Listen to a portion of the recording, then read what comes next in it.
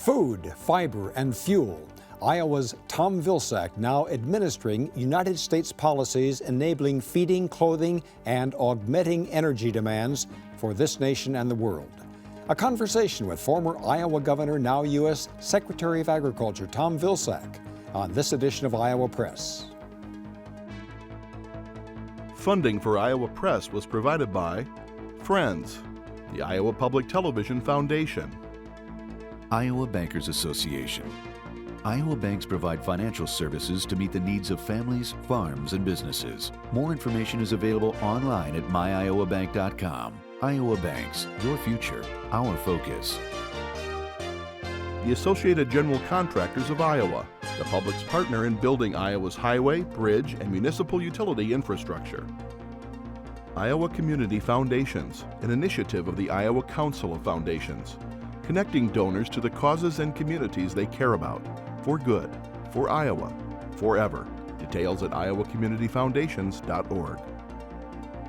Iowa's private colleges and universities, enrolling 25% of the total Iowa higher education enrollment and conferring 44% of the baccalaureate and 40% of the graduate degrees in the state. More information is available at www.thinkindependently.com. Iowa's hospitals provide jobs to 74,000 Iowans and have a $6.1 billion impact to the state's economy. Read more at www.ihaonline.org. The Iowa Hospital Association. We care about Iowa's health. For decades, Iowa Press has brought you politicians and newsmakers from across Iowa and beyond. Now celebrating 40 years of broadcast excellence on statewide Iowa Public Television, this is the Friday, April 22 edition of Iowa Press. Here is Dean Borg. Change is in the air, and it's more than Iowa moving from winter to early spring. Unprecedented changes, food and fuel demand straining America's production capacity, especially for corn this year. Prices are spiking, corn and cotton costs, for example, generating consumer concern. But Tom Vilsack's Secretary of Agriculture responsibilities go well beyond corn and cotton. He's administering such things as food assistance programs and the National Forest Service. But there's a common denominator, and that's politics. He's serving in the Obama administration, where the president is now actively campaigning for re-election. And he's working with a deficit-conscious, cost-cutting Congress. And more politics within the Vilsack family just this week. Secretary Vilsack and his wife Christy confirming that they're moving their Iowa residence to Ames, with Christy exploring a run for Congress in the new 4th District. Secretary Vilsack, nice to have you back on Iowa Press. It's nice to be back. And a lot to talk about. Absolutely. Across the Iowa Press table, Associated Press senior political writer Mike Glover and Radio Iowa News Director Kay Henderson. Mr. Secretary, we got a lot of foreign policy questions we'd like to talk to you about, but first we'd like to talk about some family issues you've got going on.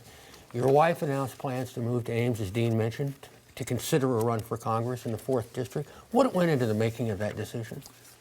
Mike, I'm here as the Secretary of Agriculture, and as a result of that, I have to draw a very bright line in terms of what I can talk about and what I can't talk about, and I'm really not at liberty to talk about politics in terms of Christie's race. Happy to talk about general politics, happy to talk about the President's re-elect effort, things of that nature, but I think I need to steer clear of that topic. Well, let's talk about the President's re-election effort if we could. He is running for a second term. What are his prospects for a second term, and what role do you expect to play in that campaign? Well, obviously the economy is improving. We've seen 13 consecutive months of private job growth, which I think is important. We just recently in Iowa saw increased job growth. I think part of that has to do with what we're doing at USDA and what we're doing in the Obama administration. I saw statistics recently in terms of Iowa investments. USDA has put to work through grants and loan guarantees nearly $1 billion in over 1,000 business and industry efforts, 5,000 home loans. Several hundred communities have benefited from investments that USDA is making in wastewater treatment facilities and things of that nature, and we've made a very concerted effort in conservation. So I think those resources are getting to work, putting people to work, and that obviously is going to bear, I think, fruit for the President when he goes back to the electorate in November of 2012. And what role do you expect to play in that re-election campaign beyond just being an administrator of the Department of Agriculture? Well, right now that's the only role that I have, and it's the only role that I've been told to do, and I'm going to try to do the very best job I can as a Secretary of Agriculture. Last time you were on the program in December, you talked briefly about the judicial retention election in Iowa and Iowa's process whereby judges go on the ballot for a retention vote.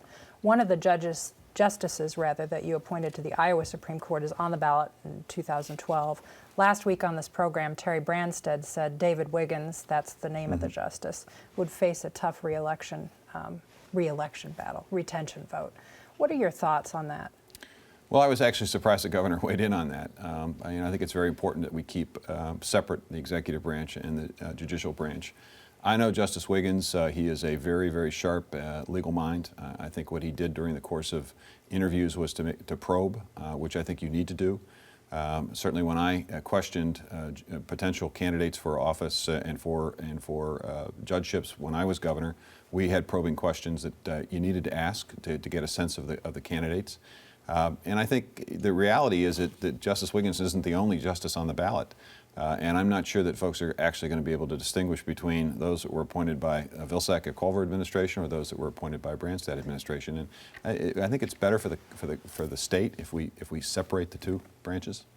For the benefit of viewers, the 3 justices who were just sworn in to serve, who were appointed by Governor Branstad, will be on the ballot in 2012. That's correct, and so it's conceivable that it's not just Justice Wiggins that faces an issue. It's all of those justices, and I think we need to get back to a place where the judiciary and the executive branch are separate. And let's talk about your role again. Do you plan on you play a role in the last retention election? Do you plan on playing a role in the next retention election? You know, I'm not going to respond to that, Mike, because I don't know what's going to take place. I don't know what my situation will be back in November of 2012. I'm just going to focus on my job, and maybe we should talk about my job here today. We will get to that in just a second, but I want, before we leave politics, Secretary Vilsack, you are a student of long experience in Iowa politics, served in the Iowa legislature, 2 terms as governor.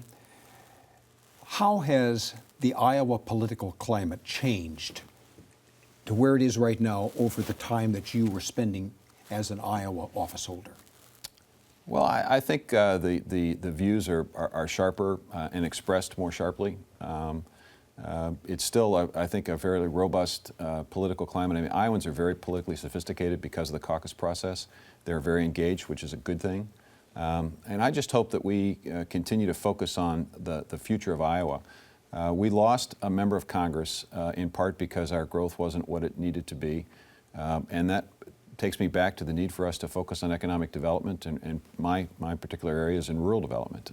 I think that there are tremendous opportunities in rural America and in rural Iowa. I think the biorefinery opportunities, the renewable fuel industry is a tremendous opportunity. I think expansion of broadband. I think conservation can play a big role in improving the economy. And so I think we really ought to be focusing on that instead of the philosophical differences that folks seem to want to focus on. Let me take you into agriculture then. Just within the past few days, Iowa State University released a research report that soil conservation is worse than that, as we're not as successful as we hoped to, and we're losing a lot more soil to erosion than had been previously thought. Is it time? You're grimacing at that. Well, only because we also have done an assessment at USDA in terms of soil erosion. We are investing a substantial amount of money in the upper Mississippi River Basin.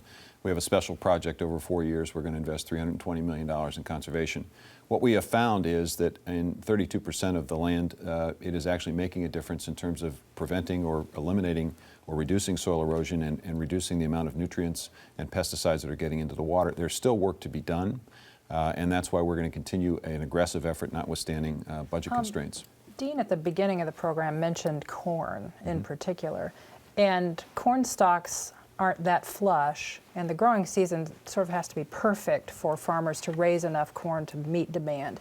What role might the USDA play in that issue? And will it further complicate soil conservation efforts because farmers will be inclined to maybe plow up a stretch of grass and plant valuable corn on that acreage? Not necessarily. Corn acreage is up across the country. We'll see roughly 92 million acres planted, but that's in part because other crop acreage is down a bit. We've actually seen continued interest in our CRP program in Iowa and across the Midwest. I'm confident in American agriculture. I'm confident in American farmers to be able to produce enough corn to meet all of the needs. With increased acres, increased seeds per acre being planted by many farmers, with any kind of decent weather, we'll see yields greater than we saw last year. It was a very tough year last I year. want to go back to water quality. You wanted to talk about that. There is a report also on impaired waterways, and you said we're making headway in cleaning up the waterways? We are, based on our assessment. There's modeling done at USDA. It suggested that phosphorus going into the rivers is being reduced as a result of our efforts. Nitrogen is still an issue. We still have work to do. I don't want to leave the impression that we've got this thing solved, but I do think we're making headway, in part because 92% of the acres in Iowa are already adopting conservation practices. But what we need, Dean, are focused and comprehensive. It's not just one particular aspect of conservation. It's got to be nutrient management programs. It's got to be conservation. It's got to be decisions made by farmers in concert with, in order to get this job done the way it needs to be done. A lot of these programs are what I would call incentive-based programs. You give farmers incentives to act in the way that you want them to act. There are some indications that's not working in all cases. I mean, the impaired waterways are up. Is soil runoff, you say it may be improving. At what point do the government efforts have to become more of a mandate, more stepping in and saying you need to do this? Yeah, Mike, again, I think we are seeing great acceptance by the farmers of these stewardship responsibilities. And it's not just agricultural land that has to be engaged in this conversation. There's a lot of what we do in urban and suburban areas impact waterways. Having said that, we had a very interesting conversation in Iowa this week with the EPA Administrator, Lisa Jackson. I think there is a great possibility for us to do two things with conservation. One is to engage the private sector more in investment. If we can establish, as we are trying to do at USDA, measurable results that are verifiable, we can actually create private markets that will invest in conservation. If we do that, we also can work with the EPA to provide what we refer to as regulatory certainty. If a farmer does certain practices, then they will receive assurances from the EPA that their operation will not be interfered with. Those two additional incentives could go a long way to getting even greater acceptance of conservation. It's something that we're very, very focused on. Water quality is something that this administration has put a lot of time and effort So your in. answer is the incentive programs are working?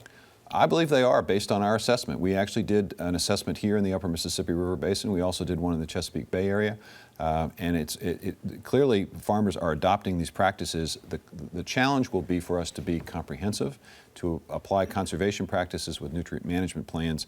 The combination of those two things will, I think, impact and affect things in a positive way. And You whether we have the money to pay them to do this. Well, and that's why it's important to try to create verifiable and measurable results that we can engage the private sector.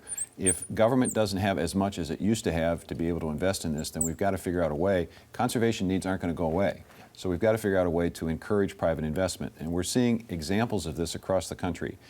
In Ohio, instead of building a wastewater treatment facility, municipalities are paying farmers to take certain conservation practices that avoid the necessity of having that wastewater treatment facility being purchased. In Oregon, we're seeing power companies basically providing shade credits. This is an exciting new opportunity for rural America, and I think will lead to a significant investment, more investment in conservation, and therefore more jobs and more opportunities for farmers. You characterized the visit of yourself and EPA Administrator Lisa Jackson as sort of a myth-busting tour. What are the myths, and what are farmers most concerned about? Well, the first myth was the cow tax, that somehow EPA was going to administer some kind of tax on emissions from cows. Not true. Another myth was the spilled milk rule, that somehow because of rules that they were dealing with oil, that spilled milk would result in the EPA coming onto a farm and a dairy operation and basically regulating it. Not true. There is the issue with dust. The EPA is not interested in regulating dust, if you will, on a farm. They realize that that's part of farming. What they are concerned about is soot, because soot can create health hazards and can result in premature death. That's something we all should be concerned about. So there are a series of issues that sometimes circulate in the countryside, and what Lisa Jackson is attempting to do by her visits to the countryside, by visiting with farmers, is to break down those myths, develop a better line of communication. We facilitated that at USDA by encouraging her to meet with commodity groups, livestock groups, so that there can be a better line of communication. And to what extent do you face what I would call a public relations challenge? There seems to be an anti-government fervor, at least in some portions of the electorate, perhaps those represented by the Tea Party. The government is just being seen by many people as bad, the enemy. How do you deal with that? Well, we Because continue. you're in a regulatory type of an agency. We continue to do the work we're doing at USDA to the extent that we make credit available to farmers. When commercial banks basically began to squeeze credit, USDA stepped up and provided farm loans to a substantially greater number of farmers than we ever had before. When folks needed a home ownership opportunity in rural America and their commercial bank was not willing to lend them, we came in with loan guarantees. That's why 5,000 Iowans are living in homes today that wouldn't have been living in those homes were it not for USDA involvement. It's the reason why we work with communities to clean up the water and why we work with smaller communities to create economic opportunity. There are indeed over 1,000 investments that we've made just in the state of Iowa from the USDA. So we obviously have to do a better job, Mike, of communicating to folks what we're doing and the impact that that's having, the positive impact that that has on people's lives. Speaking of a communications challenge, there are many Americans who don't understand and are opposed to the concept of farm subsidies. Will farm subsidies be on the table in this whole budget cutting deal that is going to happen in Washington, D.C.?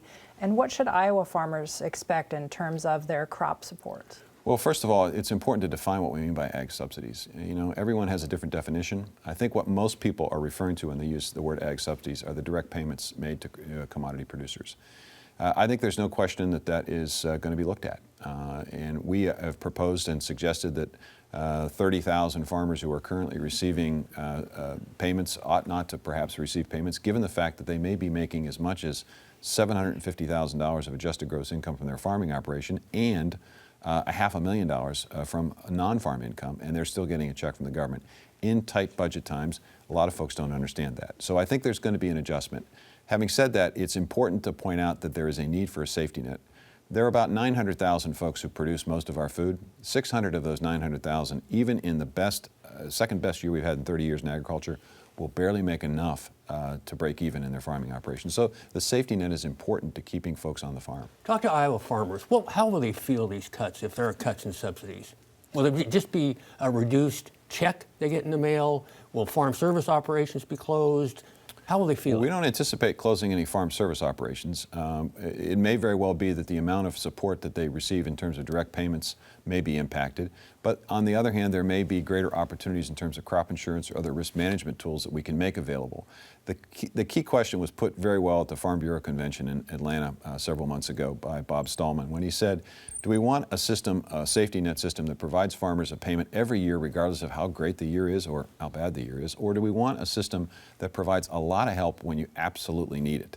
And I think that's the fundamental question as we enter the 2012 Farm Bill discussion. That's the question. I don't think there's any question that there are people, both conservative and progressives, who want to take a look at the direct payment issue, and I think it will be looked at.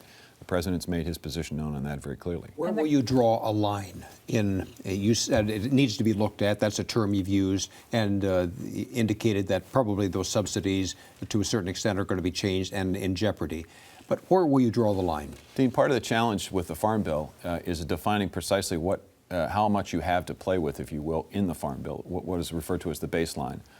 Part of the problem there is that the energy title of the Farm Bill, which I think is a fairly significant investment in rural America and in farming, was not fully funded in the 2008 Farm Bill. Therefore, it's not in the baseline. So as we begin discussions of the 2012 Farm Bill, the first thing we have to decide is what is the baseline and what items that were outside the baseline need to be included in that baseline.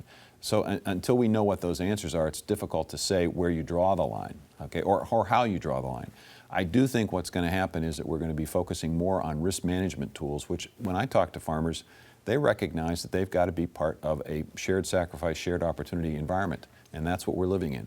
Everyone's got to give a little bit, and we also have to do it in a way that doesn't harm our capacity, not just to cut our way out of a deficit, but to grow our way out of a deficit as well. You mentioned public mindset about farm subsidies and a broad definition of that. One of the farm subsidies people are upset about is the ethanol subsidy for ethanol producers, as well as those who make biodiesel, which is a soybean-based fuel.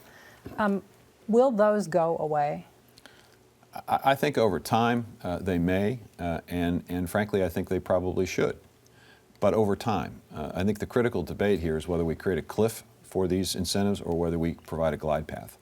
A cliff basically will result in production capacity being reduced and jobs being lost at a time when we're trying to encourage people to get back to work. How do I know that? Well, when we didn't allow the biodiesel tax credit to continue, we lost 50% of our production capacity and 12,000 jobs. We have over 400,000 people whose lives are impacted and affected by ethanol production, $13 billion annually added to the farmer's bottom line, and it allows us to continue to reduce our reliance on foreign oil. When the president came into office, we were importing 60% of our oil. Today it's 52%. One of the reasons, not the only reason, but one of the reasons is that we've seen an increase in biofuel production. In the previous question, you said that in terms of producers, that everybody's going to have to share a little bit of the pain as you go through these tough budget times. Does that include consumers? Are consumers going to have to share a little bit of this pain by paying a little bit more for their foodstuffs? Well, we're projecting that there's going to be food inflation this year, somewhere between 4.5% to 5%. But the reason why there's food inflation, I think, may not be fully understood by folks. I think they're suggesting that biofuels in some way is driving up food costs. First of all, you have to realize that farmers only get 16 cents of every food dollar. Mm-hmm.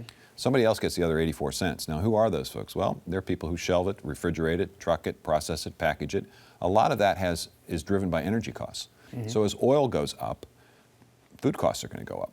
We did a study in 2008 when ethanol and food costs were an issue, and what we found is that 1/10 of the food price increase was directly related to ethanol production. The other 9/10 was related to energy costs. The Obama administration earlier this spring, or maybe it was late winter, announced that they want to invest in new biorefineries and make ethanol out of cellulosic rather than corn. Is that where the industry is headed? Is Iowa in the wrong position here because the ethanol that's being produced here is made from the commodity of corn rather than the whole stock? No, not at all. We have a challenge as a country to get to 36 billion gallons of biofuel. Currently, we're producing 13 billion, most of which is coming from corn. It's capped in this renewable fuel standard at 15 billion gallons. So Iowa can continue to do what it does, but the other 21 billion has to be produced from some other source. And what we really want to see is this industry not necessarily located or regionalized in the Midwest. We want to see it in all parts of the country.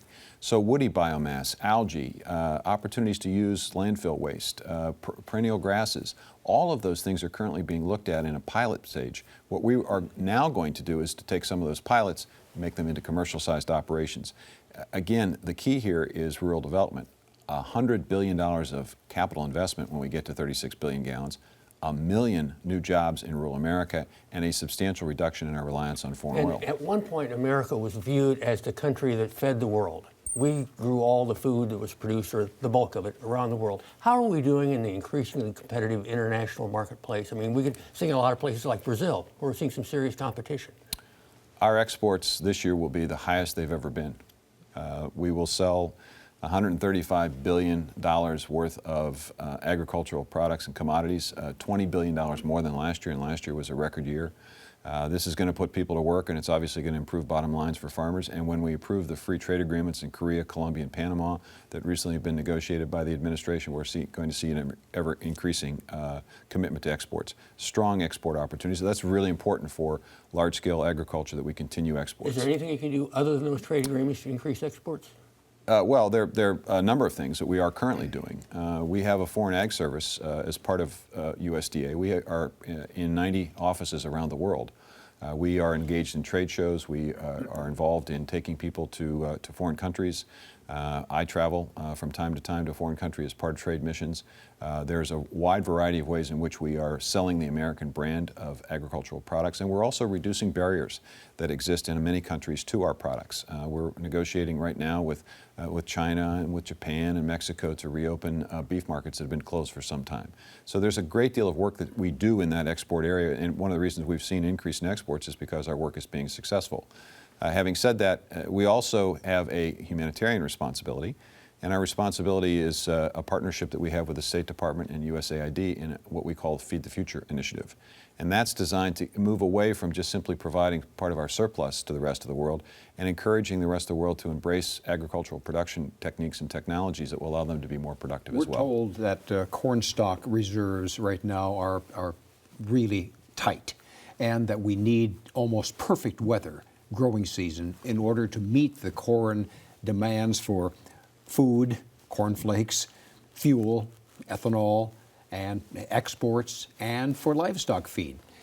Is there anything like a strategic oil reserve that we have, petroleum reserve? Is there anything where USDA would step in the case that we do have a drought this summer and we don't produce the corn that's necessary, where USDA steps in and triages where that corn supply is going to be used? Dean, I've got to be very careful how I answer that question because markets are pretty sensitive. But let me first of all, let me say, number one, we're going to see a record number of acres planted. Number two, early indications in terms of weather. There was concern about the Dakotas and whether or not there would be flooding and that might impact and affect their yields. We're not seeing the flooding that we thought we would see early, which is good.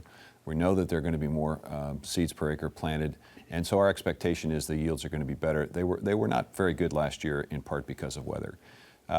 What we can say is that I'm confident that we're able to meet these needs. And why am I confident? Because when you produce ethanol, you don't just produce ethanol. A third of that crop actually results in livestock feed supplements that make livestock more efficient in terms of production. We're going to be able to meet this need.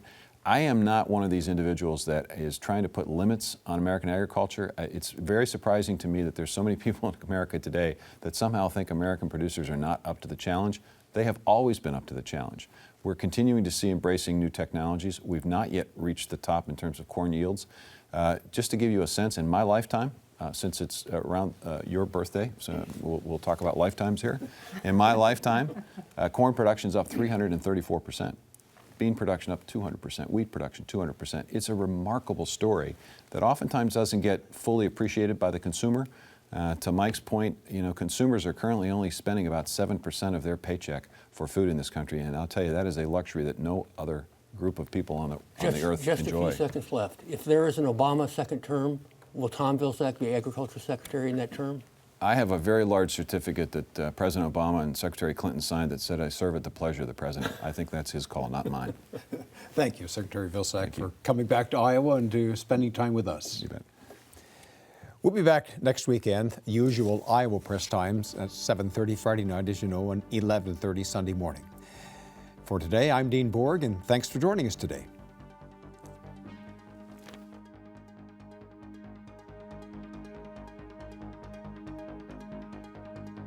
Archive editions of Iowa Press can be accessed on the World Wide Web. Audio and video streaming is available, as are transcripts, at www.iptv.org.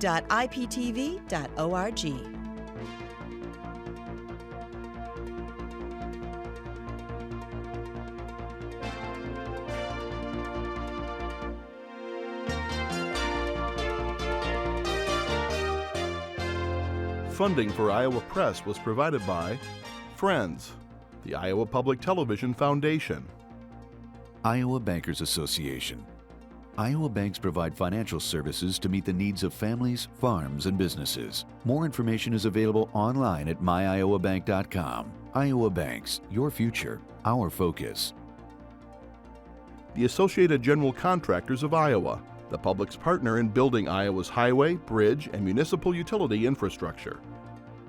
Iowa Community Foundations, an initiative of the Iowa Council of Foundations, connecting donors to the causes and communities they care about, for good, for Iowa, forever. Details at iowacommunityfoundations.org. Iowa's private colleges and universities, enrolling 25% of the total Iowa higher education enrollment and conferring 44% of the baccalaureate and 40% of the graduate degrees in the state. More information is available at www.thinkindependently.com. Iowa's hospitals provide jobs to 74,000 Iowans and have a $6.1 billion impact to the state's economy. Read more at www.ihaonline.org. The Iowa Hospital Association. We care about Iowa's health.